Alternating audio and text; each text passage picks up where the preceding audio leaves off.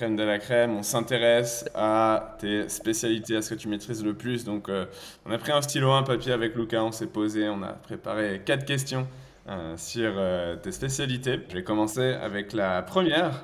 Quel conseil, toi, Adriana, tu donnerais à quelqu'un qui veut se lancer dans les RP? On va pas trop aborder celle-ci sur le podcast et comme tu l'as fait un petit peu, intéressant d'avoir ton Ok. avis là-dessus.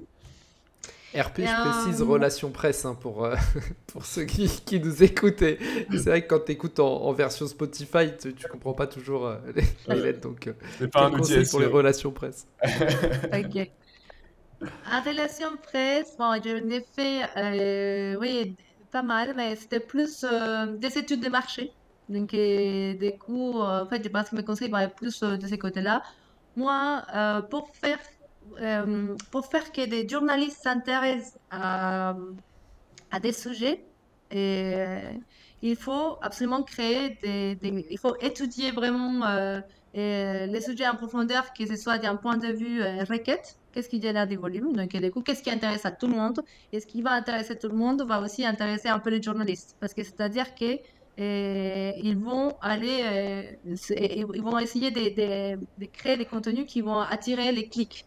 Ok, et ça c'est important. Donc, c'est mettre à leur place et se dire quel genre d'article pourrait marcher. Et dans ces cas-là, par exemple, je vais vous donner un exemple. Si on prend une marque qui est en train de marcher assez bien en ce moment, qui est un peu tendance, et c'est une marque de spiritueux qui n'a pas d'alcool. Donc, c'est en fait, c'est la concurrence pour les cocktails qui, au lieu d'avoir de l'alcool, c'est plutôt un cocktail qui ressemble vachement et qui est pas mal. Donc, du coup, par exemple, eux, et ils pourraient lancer une étude pour voir les tendances des consommateurs en termes de consommation d'alcool et comment ça a diminué avec ces deux dernières années avec plutôt les jeunes, tu vois. Donc, du coup, ce genre de statistiques vont vachement intéresser les journalistes. Pourquoi? Parce que on va être sur une tendance du marché. Quelque chose qui est en train de se passer, mais des fois, quand ils écrivent des articles, ils ne sont pas assez des sources, assez d'études. Et du coup, quand il y a une étude qui sort, donc du coup, c'est ce que moi j'ai fait en relation presse, c'est créer des études, travailler avec l'institut d'études. Donc, du coup, petit clin d'œil à mon ancien employeur, donc BVA, du coup, avec lequel j'ai appris énormément sur les études de marché. Et du coup, ce qu'on fait, c'est on crée des études de statistiques qui nous permettent après de faire des contenus de haute qualité. Donc, on envoie un communiqué relation presse à plein de journalistes. Et ensuite, ils vont aller piocher là-dedans. Mais qu'est-ce qui va faire qu'ils vont cliquer dessus? C'est vraiment les sujets, si c'est captivant ou pas, et si on a des données qui sont intéressantes. Donc voilà. Donc et ça, c'est un conseil. Travaillez vos sujets et puis après, faites votre petite base de données journalistique. Donc du coup, gardez vos contacts et ça, c'est assez précieux pour après pousser vos études. Et et voilà, À tout moment, tu finis sur Discover après. comment? Oui. Et à tout moment, tu termines sur Discover. Exactement, exactement. Et d'ailleurs, là, j'en profite du coup parce que pour reparler du sponsor, parce que je sais que sur leur format Twitch, elles avaient un peu parlé de ça, Adriana. Et puis après, j'ai une question pour toi, Adriana aussi. Donc, sponsor de cet épisode, hein, on vous l'a dit au début, Flair Agency. Donc, c'est une agence SEO. Ils font aussi du Pinterest. Et à côté de ça, ils créent pas mal de contenu. Donc, c'est deux fondatrices, hein, Kate Herchuez et Marie-Lou Rudel, pour ceux qui n'ont pas entendu le début du podcast. Et en fait, tous les mois sur Twitch, elles ont plusieurs formats. Donc, c'est quasiment un truc par semaine. Il y a un des formats, c'est la clinique du SEO, tu vois, où tu viens et elles répondent à toutes les questions que tu poses. Le live invité aussi, une personnalité du SEO, du marketing digital en général, est invité pour discuter. Je sais que Thomas, t'étais déjà allé pour un petit épisode freelance SEO versus agence SEO. Et après, il y a un épisode spécial aussi, et c'est là que j'avais entendu parler de ce dont Adriana parlait, qui était un épisode spécial netlinking, donc backlinks, quoi, où là, vraiment, elles vont parler d'un sujet SEO spécifique. Donc voilà, faites un petit tour chez Flair Agency en description et puis regardez un petit peu leur live Twitch pour compléter encore plus après position 0. Quoi. C'est vrai que Et c'est assez du coup, rare Adriana, les SEO sur Twitch, d'ailleurs, Lucas. ouais, très très rare. Ouais, très très rare. SEO sur Twitch, très très rare. C'est clair.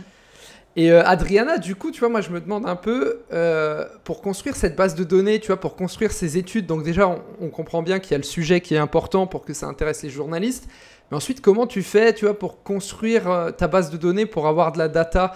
Est-ce que tu as des conseils là-dessus? En fait, il y a quelque chose qui est intéressant, c'est quand on s'adresse à un institut d'études et quand on va les choisir avec quels on va partir pour faire l'échantillon et puis choisir l'étude en question. Et c'est intéressant de voir leur base de données. En général, ils sont déjà une base de données. Et du coup, ils vont la partager à ces journalistes-là. Et ça, c'est hyper intéressant. Aller utiliser des tiers, du coup. Et vu qu'il y a un contrat avec eux, bah, ils ont tout intérêt à pousser euh, les, les, à pousser pardon, excuse-moi, les Hmm. contenus et Ouais. les études, quoi. Donc, oui, ça, c'est une petite tactique qui fonctionne assez bien. Intéressant, intéressant. Excellent. Du coup, Tom, t'as une autre question sur le sujet? Non, non, c'était hyper clair et très, très intéressant. Ça me rappelait d'ailleurs une conf de Igor avec Href qui parlait justement de CRP et qui utilisait beaucoup de Gemini justement pour trouver un peu les sujets chauds d'un sujet où tu vois, vu que Gemini, l'IA de Google, ils ont bah, toute la data sur les sujets un peu chauds, bah, tu vois, il allait simplement dire, ok, donne-moi tous les sujets très très chauds du moment sur telle thématique. Et bah, des fois, tu vois, le fait d'être premier sur un sujet d'actualité fait que tu peux des fois rentrer en Discover. Et non, j'ai un exemple concret typiquement avec Live. Moi, j'ai réussi 2 fois dans ma vie à rentrer sur Discover, mais bon, des fois, c'est des montées de russe. Hein, tu te retrouves tout en haut et tu ouvres ton Google Search Console. D'un coup, tu vois que tu as 300 000 de trafic. Tu te dis waouh!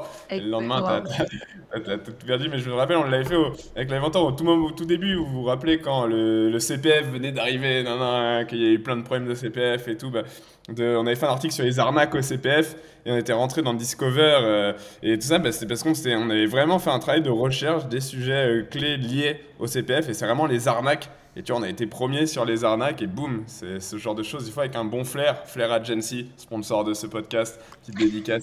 Euh, Elle n'était pas révisée celle-ci, mais avec un bon flair, on peut trouver les bonnes idées. Donc merci pour ça. Et je vais tout de suite enchaîner avec la deuxième question de cette crème de la crème.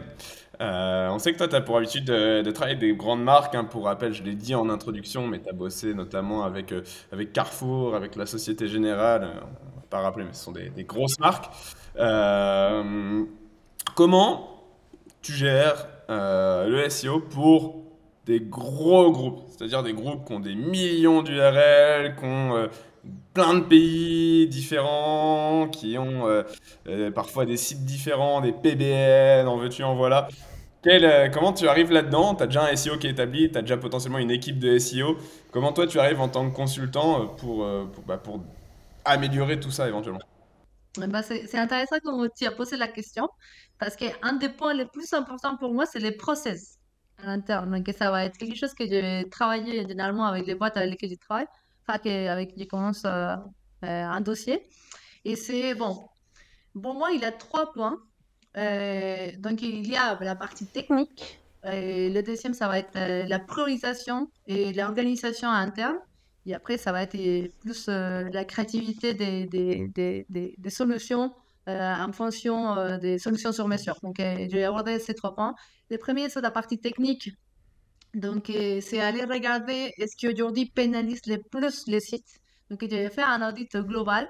Aussi, comment ça marche au global, les secteurs. Donc, qu'est-ce qu'ils font, comment c'est structuré, comment ils font, quelle est l'architecture des sites dans ce secteur-là, comment ils travaillent leur SEO, quelles sont les opportunités aussi qu'on pourrait mettre en place. Donc, moi, je m'inspire vachement des États-Unis, enfin, les sites qui sont aux États-Unis, parce que la concurrence là-bas, elle est énorme. Pour avoir déjà ranké des sites là-bas, c'est un autre jeu. C'est pas, ça n'a rien à voir avec la France, même si ici aussi, on a des secteurs assez concurrentiels. Mais du coup, c'est hyper intéressant parce que c'est là où on trouve des stratégies assez fortes et qu'on peut mettre en place, euh, qu'on peut mettre en place assez facilement. Mais du coup, avec des gros sites comme ça, donc j'ai fait un audit, j'ai allé regarder quelles sont les plus grosses erreurs. En général, ben, on va avoir des problèmes des, des cannibalisations, des configurations des paramètres, des robots TXT. Bon, il y a plein de choses comme ça qui sont assez techniques, mais moi, j'essaie de détecter qu'est-ce qui va me permettre de booster les sites dans les mois qui suivent. Donc, du coup, qu'est-ce qu'on peut prioriser? qu'est-ce qu'on peut donner aux équipes. Donc, en général, ils sont des ressources en interne ou externes. Donc, des web développeurs, normalement, c'est pas eux qui touchent au code du site, donc ça va être plutôt des agences, partenaires. Et du coup, il faut prioriser les tickets. Et du coup, il faut donner ce qui va vraiment impacter les sites. Et c'est ça, mon premier travail, c'est vraiment aller détecter les, les, ces problèmes techniques qui vont permettre de booster les sites.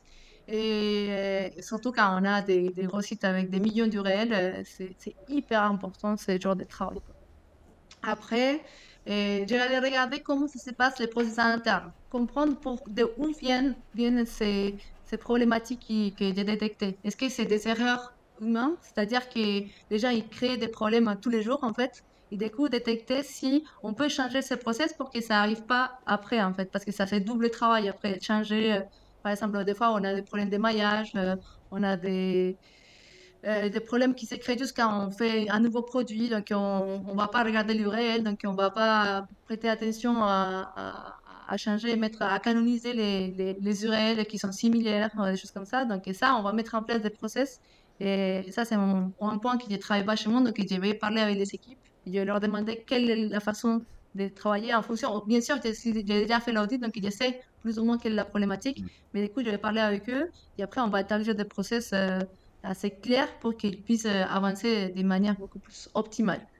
Et ça, c'est mon deuxième point. Et après, le troisième, c'est plus une touche plus créative, on va dire. C'est là où je vais regarder en fonction du secteur, qu'est-ce qu'on peut apporter.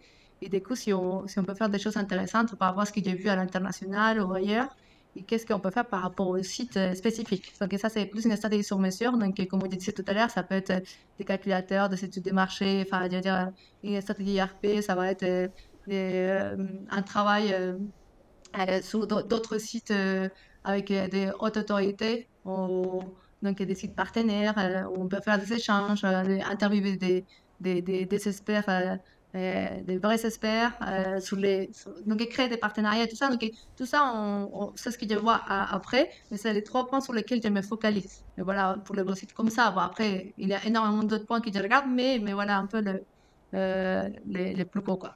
Déjà là, t'as plus d'un mois de travail, tu vois. C'est clair. Exactement. Exactement, c'est vrai. Mais ça vaut la peine, ça vaut la peine. Non, mais c'est bien, ce qui est intéressant aussi, c'est que tu te rends compte que le SEO devient très transverse. C'est pas juste on fait du SEO dans notre coin, en fait c'est un travail qu'il faut mettre au cœur des équipes, encore plus quand tu es dans un grand groupe où tu vas pas avoir une personne référente. En fait, c'est tout un truc, faut aller comprendre les process comme tu l'as expliqué, Adriana. Et ça, je trouve que c'est super intéressant, et je pense en SEO, c'est vraiment une grosse marge de progression qu'on a beaucoup de SEO, de plus être dans notre coin, mais d'aller plus chercher un truc transverse et comment on peut collaborer entre équipes qui font faire la communication ou autre encore, quoi. Oui, Ouais, clairement. exactement. Clairement. Et bon, le SEO, c'est ça, ça doit être, je pense que ça doit être greffé à une stratégie commerciale et marketing globale. Tu vois. C'est ce qu'on se disait avec Léo la dernière fois. Faire du SEO pour faire du SEO, c'est faire avancer une charrue qui avance déjà, tu vois. Et tu as des sites à 500K de traf qui convertissent moins qu'un site à 50K. Pareil, c'est maintenant de se demander, ok, comment je vais faire plus d'argent par le SEO plutôt que plus de trafic pour l'ego, entre guillemets, tu vois. Donc ouais, c'est très intéressant. Ça se passe par les process, par comprendre les équipes, par comprendre les produits qui marchent, les prios, etc. Donc c'est un taf qui est long, qui est parfois complexe, mais qui est essentiel, et tu fais très bien de le rappeler. Et Adriana, du coup, comment tu utilises l'intelligence artificielle aujourd'hui avec les entreprises avec qui tu travailles, ou même toi en tant que freelance en général? Et, pour l'intelligence artificielle, moi, ça va pas être surprenant, mais je l'utilise pas forcément pour des textes. Mais par contre, j'encourage mes rédacteurs à les faire. Et pas forcément pour gagner du temps sur sur le temps de travail, sur la création d'un article, sinon c'est plus pour qu'ils se concentrent sur la valeur ajoutée de mon article. Donc je veux plus qu'ils passent moins de temps au moment d'écrire, mais par contre, je veux des sources vérifiées, je veux les meilleures études qu'ils puissent citer, je veux des citations d'experts qui ont livré des entretiens, peut-être sur YouTube ou sur d'autres. Mais du coup, à chaque fois, moi, je préfère qu'ils se concentrent sur ça. Donc, ça, c'est une partie. Donc, l'IA, c'est normal, tout le monde l'utilise pour le texte, mais plus pour gagner du temps et l'allouer là où il faut. Et sinon, moi, je vais travailler sur des outils internes. Donc, et du coup, quand il comprend les besoins du client, donc et comprendre comment il travaille, qu'est-ce qu'ils ont besoin en termes de process. Donc, et on va déjà créer des process. Donc, et grâce à l'IA, donc et du coup, il y a des plugins qui permettent de créer des tutoriels très facilement. Et c'est cadré en interne à ces process-là. Et des fois aussi, de créer des outils qui vont permettre de gagner du temps aux équipes. Donc, et du coup, ça va être au niveau de l'intégration, si ça prend du temps, que rajouter une image, que mettre, je sais pas, des fois, quand on arrive à une entreprise, ça va être, il y a plein de surprises. On se rend compte qu'ils font des choses, des fois manuellement, qu'on ne comprend pas comment ils peuvent faire ça et comment ils ont construit autant de contenu comme ça. Mais des coups des choses. Donc, et pour ça, je travaille avec ChatGPT et d'autres outils qui me permettent de créer des outils internes. Donc, et du coup, si je veux juste mettre en forme très rapidement par rapport à les sites de l'entreprise, du coup, mettre en forme un contenu, par exemple. Donc, je demande à ChatGPT de me créer un code, un petit outil, après, je les sors, tout le monde peut l'utiliser via un lien. Et ça, ça a changé vraiment ma vie à ce niveau-là, parce que c'est incroyable comment aujourd'hui on peut créer ces genres d'outils et ils sont assez personnalisés, donc c'est top. Et pareil, pour créer des outils, comme on disait tout à l'heure, pour poster et créer des articles qualitatifs, ça c'est top aussi. Donc l'IA, c'est vraiment top. Et aujourd'hui, on peut créer des outils à une demi-heure, ce qu'on ne pouvait pas faire avant, quoi. Donc et ça, c'est topissime. Et sinon, j'utilise aussi l'IA pour faire des briefs beaucoup plus pertinents pour mes web développeurs ou mes webmasters. Donc, et du coup, pour qu'ils passent moins de temps dans l'analyse de ma requête et que les tickets ils sont beaucoup plus rapides. Donc, j'essaie de les. En fait, je vois mon brief, il va être très clair. Je vais demander à l'IA de me dire quelle est la problématique du code et qu'est-ce qu'il faut faire et les possibles solutions. Et après, j'envoie tout ça à mon web développeur et ça va passer beaucoup plus. Ça va se faire beaucoup plus vite. Voilà un peu le point sur lesquels je travaille aujourd'hui avec l'IA. Tu utilises quelle IA du coup? Quelle IA? Bon, il y en a plein, mais par exemple, on va avoir, du coup, ChatGPT, c'est vrai que ça, c'est venu un peu pour tous les jours, mais après, on va avoir, mais celui qui permet de créer les process, tu vois, tutoriels. Je sais pas si ça va être script, j'ai oublié les noms exacts. Mais sinon, on va avoir aussi Dev0, c'est pour faire du no-code. Donc, ça, c'est intéressant. D'autres outils, tu vois, il n'y a pas tous les marques qui me viennent comme ça en tête, mais voilà, mais c'est plus, comme il te disait, pour développer, et ça peut être intéressant, c'est intéressant, c'est hyper intéressant à Dev0, quoi. Et tu parlais de petits outils que tu as construits, Adriana, tu as des exemples un peu d'outils et tu vois, de quel process, enfin, de combien de temps ça te fait gagner, tu vois? Et ce genre d'outils, Ouais. ça fait gagner énormément de temps à les gens. Genre, si une intégration avant un article pour l'outil dont j'ai parlé, par exemple, pour l'intégration, si avant une intégration prenait entre 20 et 30 minutes, là, ça va prendre 10 minutes, mais pas. Ouais. Donc, voilà, c'est juste le fait de mettre en place des outils où on va, je sais pas, rétrécir les images automatiquement. Après, il y a des plugins, mais des fois, les plugins, ils peuvent aussi créer des problématiques aussi sur les CMS. Donc, et des fois, il faut voir qu'est-ce qui est le mieux en fonction du CMS et en fonction de tout ça, quoi. Mais oui, ça fait gagner énormément de temps et c'est surtout pour ça qu'ils l'utilisent. Trop bien. On sait que on a pas mal parlé d'IA, pas mal parlé de contenu, mais on sait que tu as une casquette de SEO technique également. Ce qui nous intéresserait avec Lucas, ce serait de savoir, notamment sur des grosses boîtes, tu vois, qui sont déjà bien établies en termes de SEO. C'est quoi en gros les erreurs fréquentes, techniques, hein, je dis bien, que tu affrontes le plus souvent et comment tu les priorises, ces erreurs? Genre là, admettons, tu arrives chez Carrefour, c'est un exemple, hein, mais quelles sont les grosses erreurs qu'on peut voir sur un site pour lequel on pourrait se dire, bah les gars, non, non, ils peuvent pas avoir cette erreur-là, c'est Carrefour, quoi. Des grosses erreurs que j'ai retrouvées dans des entreprises assez connues, c'est ça? Ouais, c'est ça. Des grosses erreurs, on va dire, pour moi, il y a quelque chose qui s'est passé il n'y a pas longtemps, cet été, et c'était avec le Google Merchant Center. Mm. Il a créé énormément d'URL d'URL avec des paramètres. Donc, ça a Ouais, fait doubler le nombre d'URL du site. Je pense que vous êtes au courant. Je sais pas, et donc, et du coup, cette problématique-là, aujourd'hui, il y a énormément d'entreprises qui l'ont encore. Et en fait, ce qu'il fallait faire, c'est enlever ces paramétrages et les mettre en mode manuel. Parce que c'est quelque chose que Google a mis en mode automatique. Et, et donc, en fait, ça posait énormément de problèmes pour mes sites parce que en e-commerce, du coup, ce qui s'est passé, c'est que on avait de la cannibalisation et de la forte cannibalisation. Donc, il y avait plus de 3000 mots-clés cannibalisés par mes propres URL. Donc, ça allait oui, pas du tout. Et ça m'a pris du solide. temps un peu de les solutionner parce que trouver les bons, bon, même si je me renseignais tout le temps et tout, c'était assez. Beaucoup de personnes disaient, bah, c'est pas grave, sur la Google Search Console, on les voit pas. Sauf que moi, je les voyais sur mes résultats de recherche. Et du coup, on avait tendance à dire que ça sert à rien, c'est pas grave, Google, il sait gérer et tout. Mais sauf que non, ça, je les Hmm. voyais dans la SERP. Donc, et ça, c'est des grosses erreurs que finalement, on a solutionné, mais qui aujourd'hui affecte pas mal de e-commerce. Donc, je ne sais pas si vous avez eu les cas, mais ça, c'est quelque chose à solutionner, en tout cas pour un e-commerce à solutionner. Ça, des grosses erreurs. Sinon, les problèmes des paramétrages, des filtres. Donc, les filtres qui deviennent des URL qui vont aller cannibaliser aussi mes pages principales. Donc, et ça, c'est des choses que je me dis, mais comment c'est possible pour avoir un site aussi gros et avoir ces Hmm. problématiques-là? Et après, on Tu, se demande pourquoi mes pages, enfin, pourquoi les pages, elles ne performent pas. Et donc, voilà. tu fais quoi avec les Voilà un fils peu. concrètement? T'arrives là, tu vois plein de filtres à gogo, c'est quoi tes actions un peu? Va aller regarder déjà. La première chose, c'est aller taper une recherche et aller regarder si mon URL elle est indexée ou pas, elle est en quel code elle est. Et après, je vais regarder sur les robots.txt qu'est-ce qui est bloqué, qu'est-ce qui n'est pas bloqué.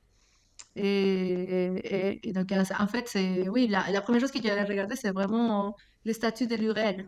Hmm. Est-ce que Google peut accéder? Des fois, c'est possible, hein, il n'y a aucun souci. Je pense qu'on peut indexer des URL avec des paramètres, car il y a beaucoup de recherches. Mais dans ces cas-là, il faut créer une page spécifique et puis envoyer, comment dire, et faire ranker cette page, mais pas forcément avec des paramètres. Enfin, je veux dire, ces paramètres, cette URL des paramètres, on va aller faire une redirection vers la page qu'il faut. C'est un peu comme ça, mais il faut les retravailler. En fait, c'est des choses techniques, mais qui peuvent marcher pour des gros sites. Mais sinon, en général, ils sont bloqués. C'est Hmm. dur du réel, Très clair. Ok. j'espère. C'est vrai, quand on rentre dans des sujets un peu techniques, ça peut être assez large, et même pour les personnes qui débutent en SEO. Et je pense qu'il ne faut pas se prendre la tête avec les paramètres tout de suite quand on commence, mais ça commence à être problématique quand on a un gros site, quoi. Donc, ouais. Et je pense un bon exercice pour les débutants déjà, c'est de faire un site de points et de voir les pages que tu as et de vérifier déjà. Après, tu peux un peu rendre plus petit en ajoutant un mot-clé après ton site de points, hein, mais ça te permet de voir quelles URL sont indexées. Et déjà ça te permet d'avancer pas mal, quoi. Ouais, Hmm. exactement. Super. Exactement. Bah, merci Mais beaucoup, Adriana. Merci encore au sponsor de l'épisode, Flair Agency. Allez faire un petit voilà. tour. On vous mettra les liens et les liens d'Adriana. Et puis merci à tous d'avoir écouté l'épisode. Merci beaucoup pour l'invitation, c'était top. Merci. Merci beaucoup. Bon après-midi à tous. Bon Ciao. Ciao. après-midi. Bye.